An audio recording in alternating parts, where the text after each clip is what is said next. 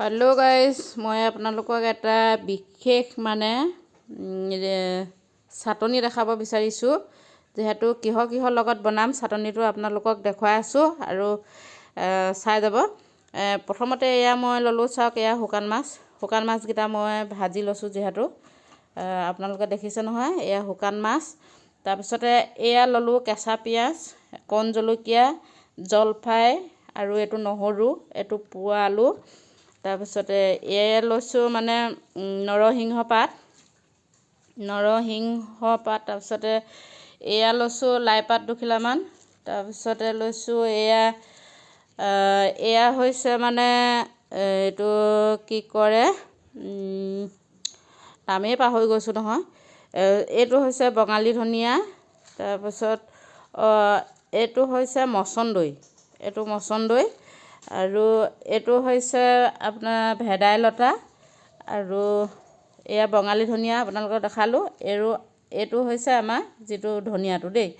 আৰু এইখিনি সকলোখিনি মই লগতে পেষ্ট কৰি এইটোৰ লগতে মই এইটো বাতিটো লৈছোঁ। আৰু এইখিনি গোটেইখিনি মই লগতে মিক্সাৰ কৰি এটা চাটনি বনাম। আৰু চাটনিটো বনাই খাই কেনেকুৱা লাগে আপোনালোকক দেখুৱাই আছোঁ, চাই থাকিব। আৰু এটা পাতৰ কথা ক'বলৈ মই পাহৰি গ'লোঁ। এইটো হৈছে পালেং পাত, দেখিছেনে? এইটো পালেং পাত, আৰু পালেঙো লগতে লৈছোঁ। আৰু গোটেইখিনি লগতে মিক্সাৰ কৰিম। এয়া মই মিক্সাৰত ভৰাইছোঁ, দেখিছেনে? মিক্সাৰত ভৰাই লওঁ গোটেইখিনি।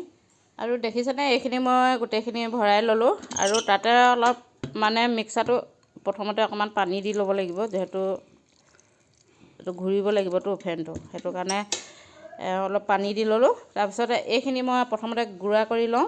তাৰপাছতে মই এই মাছকেইটা দিম। মাছকেইটা সেইখিনি প্ৰথমে গুড়া কৰি লওঁ। এয়া দেখিছেনে, মিক্সাৰটোত দি লৈছোঁ। আৰু এয়া চাওক, সোৱাদ অনুসৰি মই নিমখটো পাছত দিছোঁ।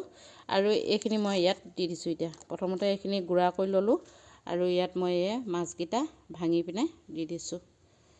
আৰু মোৰ এয়া চাওক, এই চাটনি ৰেডি হৈ গ'ল। দেখিছেনে ইমান ধুনীয়া হৈছে, আৰু খুব ধুনীয়াকৈ গুড়া হৈ গৈছে। আৰু খাই খুবেই টেষ্টি লাগিব বুলি ভাবিছোঁ। আৰু যিহেতু মই অকণমান খাই দেখুৱাম আপোনালোকক দেই, অকণমান খাই দেখুৱাম।